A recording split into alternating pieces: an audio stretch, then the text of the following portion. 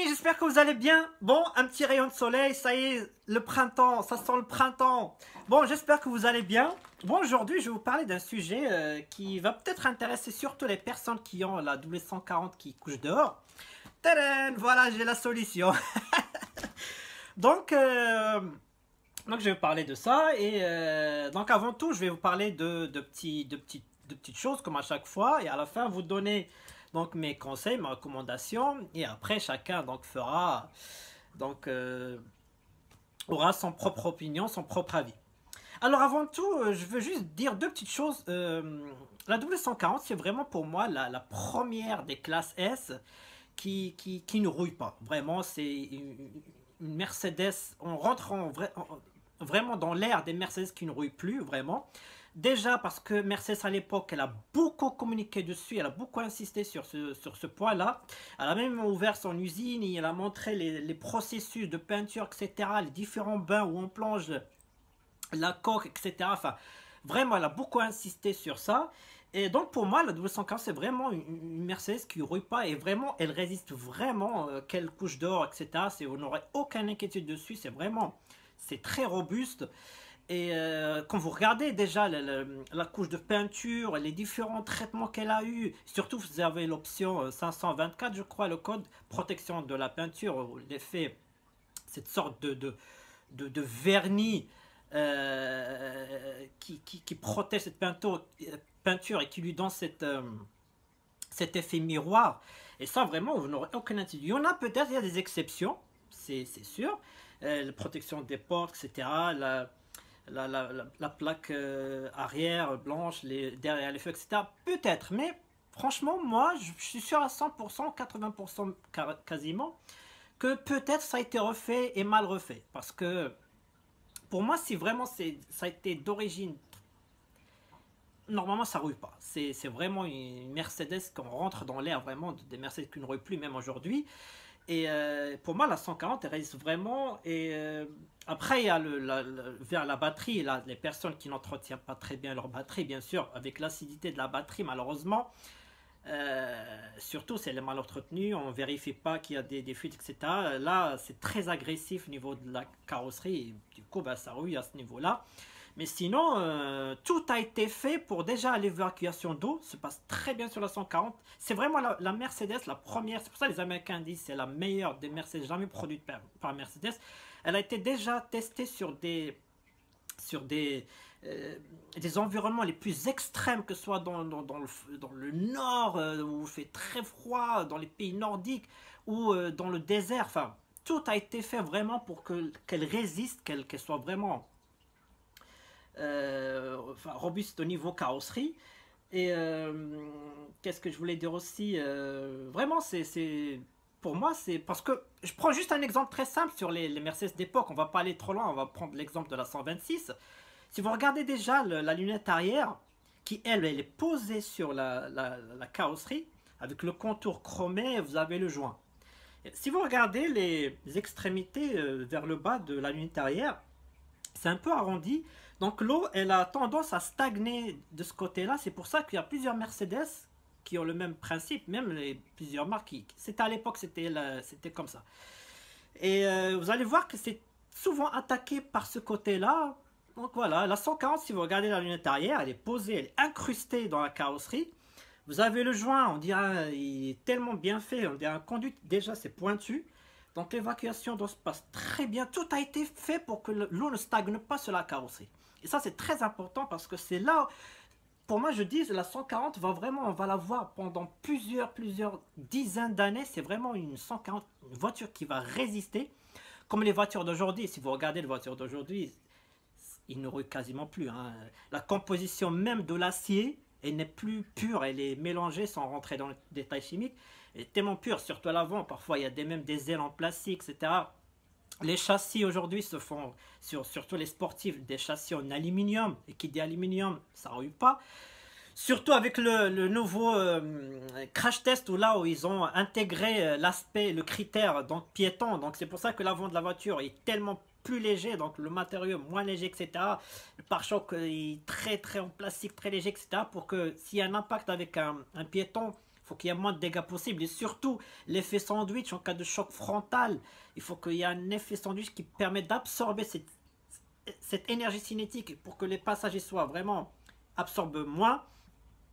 Et donc c'est pour ça que voilà, aujourd'hui, il n'y a plus de l'acier pur. Ce qui fait que vu qu'il n'y a pas d'acier pur, pas de fer, donc moins de rouille. Et ah oui, juste la 140 était aussi la première Mercedes à avoir cet aspect-là en cas de choc frontal, puis avoir cet aspect sandwich qui permet vraiment aux passagers d'absorber le moins d'énergie cinétique en cas de choc frontal. Et surtout qu'aujourd'hui, moins il y a de l'acier pur, plus c'est léger et donc moins ça consomme. Donc voilà. Donc voilà, pour moi la 140 vraiment, c'est une couche d'or, vous n'aurez aucune inquiétude et c'est vraiment la Mercedes, la première des Mercedes surtout jusqu'à aujourd'hui qui ne rouille plus. Malheureusement, celle d'avant, si vraiment elle a été très mal entretenue, etc. C'est vrai que même ça vaut pour toutes les marques. Hein, c'était la maladie. En fait, les anciennes, vous avez les bons moteurs qui étaient robustes, mais la carrosserie, ça ne suit pas. C'est pour ça qu'on les voit très rarement aujourd'hui. Vous avez aujourd'hui les voitures récentes, vous avez des moteurs malheureusement qui ne sont pas des moteurs qui dépassent les 200 000, 300 000 sans problème, mais c'est plus le cas comme je me souviens du cahier des charges Land Rover à l'époque où le cahier des charges c'est écrit noir sur blanc, il faut que le moteur ait une durée de vie de 48 ans. Je prends l'exemple de la Mégane, je crois Mégane 2, j'ai un ami qui bossait au R&D de Renault. C'est écrit, il faut que le moteur a une durée de vie de 150 000 km. Vous voyez, c'est deux poids de mesure. Donc aujourd'hui, on a des bons carrosseries, etc. Et ça ne rouille plus, mais on n'a pas les moteurs qui suivent. Et vous avez la meilleure qui fait les deux. Donc le moteur et la carrosserie, c'est la W140. Donc voilà.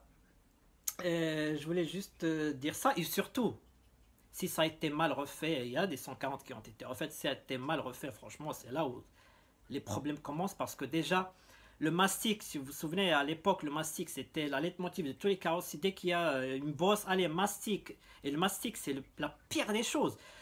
Parce que le mastic, avec le temps, durcit et craque. Et du coup, bah, l'eau s'infiltre à l'intérieur. Et c'est là que ça fait des ravages. Aujourd'hui, les vrais carrossiers, ils y vont tout doucement aujourd'hui avec le marteau, tout doucement. Il y a même aujourd'hui des outils où on fait des petits points de soudure, on sort aujourd'hui, si ils font vraiment le minimum pour mettre du mastic. Si quelqu'un qui fait que du mastic, il cherche la facilité. Voilà. C'est pour ça qu'aux États-Unis, ils ont un petit outil qui permet en fait de faire des mesures. Et pour ça, en plus sur leur annonce de vente, ils font plusieurs mesures sur plusieurs parties de la carrosserie.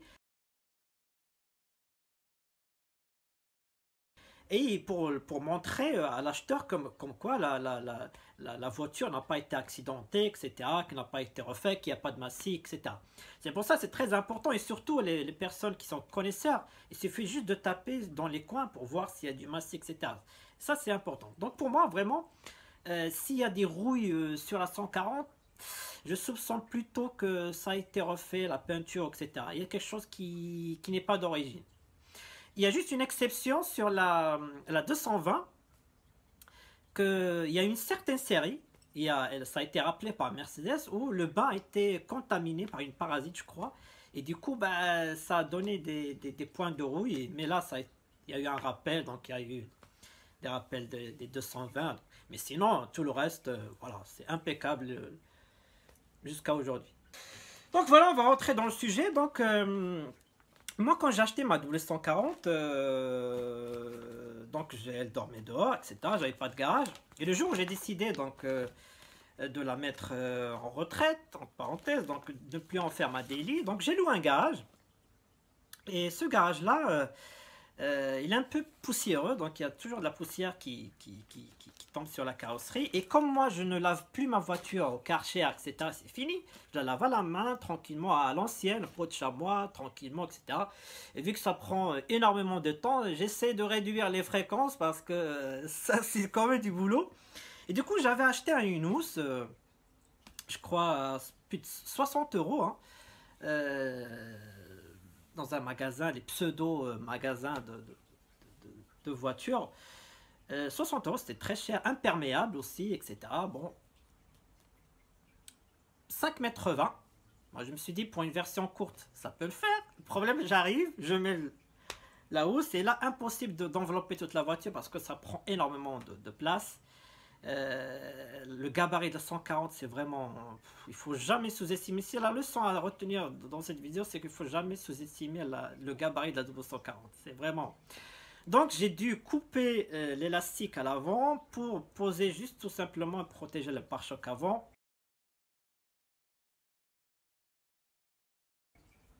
Ça permet, voilà. Mais comme c'est dans un garage, ça risque pas de s'envoler. Bon. Donc ça, il a fait son temps, il s'est sali, surtout que le propriétaire avait nettoyé le toit au Karcher, du coup il y avait de la saleté qui est tombée sur la housse, etc. Bon, moi j'ai pas cherché 3 heures, je l'ai jeté.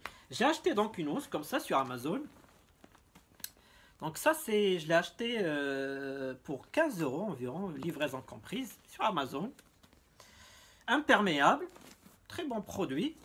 Donc là, j'ai pris du 5,40 m. Donc là, j'ai pris vraiment, je me suis dit, tiens, 5,20 m, ça va pas, 5,40 m pour version courte, ça peut le faire. Le problème, ça va pas du tout. Regardez les vidéos, vous allez comprendre. C'est impressionnant. J'ai passé un quart d'heure pour tout serrer, etc. Regardez la vidéo, vous allez comprendre. Donc là, je vais installer donc le 5,40 m hein, pour voir ce que ça donne. Donc là, comme vous pouvez voir les amis, c'est serré de chez serré. Donc j'ai passé un quart d'heure à ajuster à droite à gauche. Donc là, la languette, voilà, parce que je débranche toujours la batterie.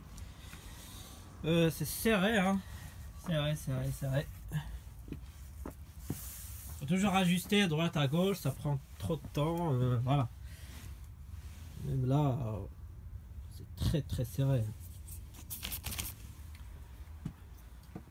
Sinon, ça prend vraiment la totalité de la carrosserie, ça protège, mais bon, c'est trop serré pour moi. Il faut aller vraiment tout doucement parce que voilà, ça peut se déchirer. J'ai même déchiré cette partie-là, j'ai mis du scotch. Donc voilà. Là aussi, on peut voir. Hein. Donc là aussi, hein, les flagpoles. Les parc-pôles, hein, ce que vous voulez, donc ça m'aide pas non plus. Hein.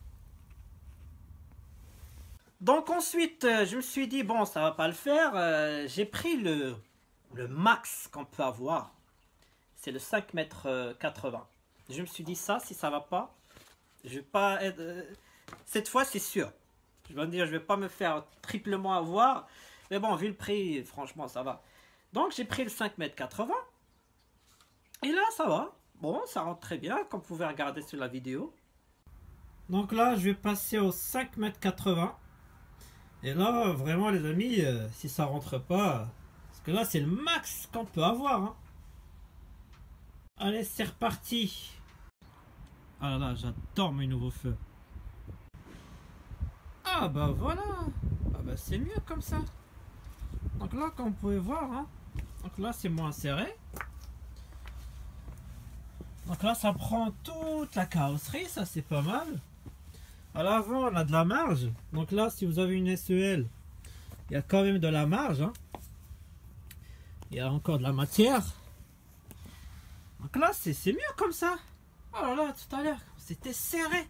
Même si j'aime bien les filles avec, avec le jean serré, mais là, oh là là, là c'est mieux. Là, franchement, c'est mieux. Ah, les Didi maintenant, voilà. Même pour le support des parc-pôles, on y va par rapport à tout à l'heure. Là, franchement, c'est mieux. Là. Et l'étoile. Non, là, c'est mieux. Donc, il faut 5,80 m pour une double 140. Voilà la leçon à retenir. Ah oui, les amis, regardez, j'ai oublié de vous dire. Si demain j'achète une 600 SEL, donc là c'est sûr ce ne sera pas dans ces garages là parce que le pare-choc il est vraiment au fond du garage, pare-choc avant. Et là je suis juste de chez Juste, version courte. Regardez les amis la différence entre une WD-140 et une R5. C'est immense. Donc ça, c'est le 5,40 m. Il est immense, hein. Ah vache, il prend la R5 et t'as un gros bout là. C'est là en fait où il faut respecter la W140, vraiment. Il faut jamais sous-estimer le gabarit d'une W140. C'est énorme. C'est énorme. Donc voilà, c'était juste pour partager avec vous ça. Et si vous voulez vraiment la voir, moi, il y a plusieurs, franchement, il y a plusieurs vendeurs qui le font. Donc je vous invite tout simplement à aller sur Amazon, vous tapez Ous ou Bash 2XL. Et vous allez trouver plusieurs et prenez celui... Là j'ai regardé tout à l'heure, ça commence à 13 € quelque chose. Donc vous allez trouver, si vous trouvez celui à 13 €, je vais vous montrer les photos où vous allez la trouver dans l'annonce. Donc il y a juste à taper Ous voiture 2XL. Et vous descendez, vous allez trouver plusieurs vendeurs. Donc là, le moins cher, là, il y a plusieurs vendeurs qui le font, hein. Celui-là, il est à 13,99 €. Lui, il le vend 18. Donc voilà, vous cherchez. Je vous montrer juste à quoi ça ressemble les photos. Comme ça, vous vous trompez pas. Donc en gros, voilà, vous allez trouver des annonces de plusieurs vendeurs, hein. Comme ça, donc il est comme ça en fait. Donc toutes les annonces sont comme ça. Donc voilà, à vous de chercher donc le moins cher possible. Donc là, vous avez différentes tailles, hein. Donc moi, j'avais pris donc celui-là, donc 5,80 m. Donc il a 13,99 €. Donc voilà, cherchez très bien, vous pouvez même avoir moins cher. Donc voilà. Et normalement, voilà, si vous voulez un comme ça, que ce soit pour une SE, SEL ou normal ou longue, enfin bref. Voilà, 5,80 m, c'est largement suffisant et franchement, moi je suis pas déçu, hein, vraiment pour le prix. Le premier, j'avais acheté 60 € quand même, assez cher. Et c'était en plus, c'était le 5,20 m, c'était le maximum que je pouvais avoir dans ce magasin là. Donc voilà, c'était pour partager avec vous ça et j'espère que cette vidéo vous a plu. Et à très bientôt. Ah oui, la leçon à retenir, il ne faut jamais sous-estimer le gabarit d'une W140, vraiment. Allez, à très bientôt les amis.